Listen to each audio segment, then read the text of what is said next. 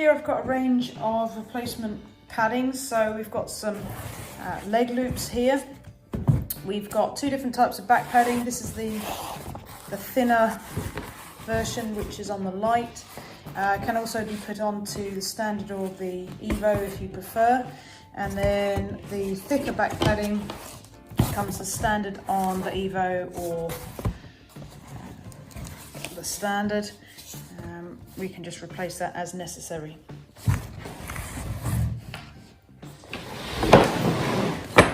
So personal preference really, as and when you replace the padding. Depends really about maybe weighted climber, the way that we climb, the conditions that we're working in, rough bark, sappy trees, just the exposure that we're putting the harness to.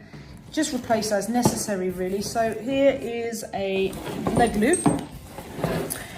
It's not PPE, so it's not something that's life dependent, but we're starting to get quite a bit of wear here. It's starting to roll round.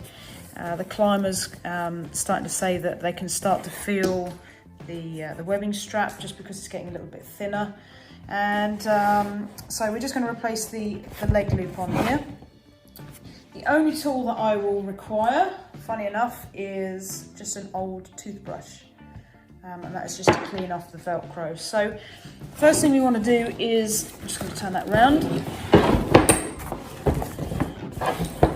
Take off the old padding. And you can see here, it's obviously full of sawdust. This is another good periodic bit of servicing you can do to your harness.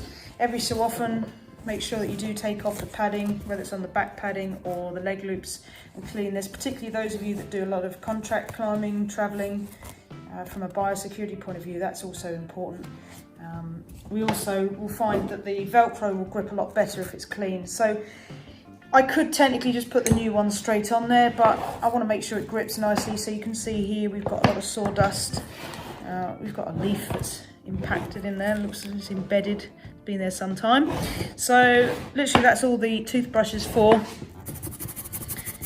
It's just to get into that Velcro and clean it off.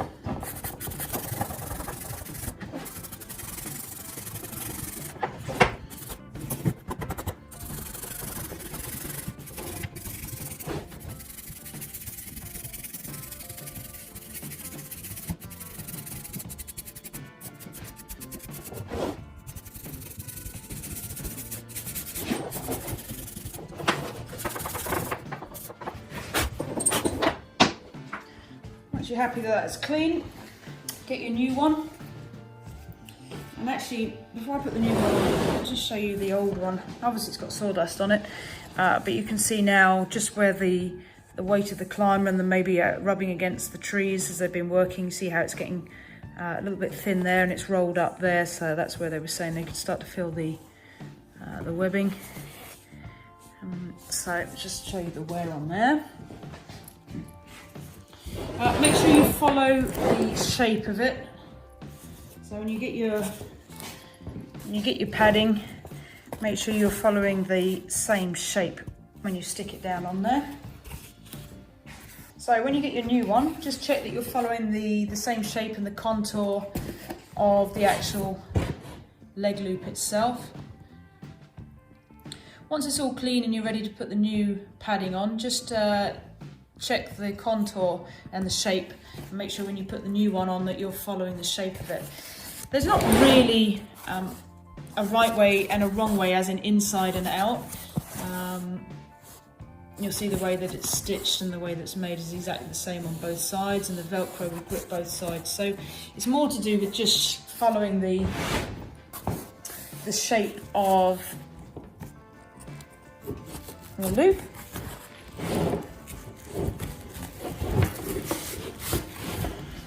And that's it. Easy. Take off, clean, replace.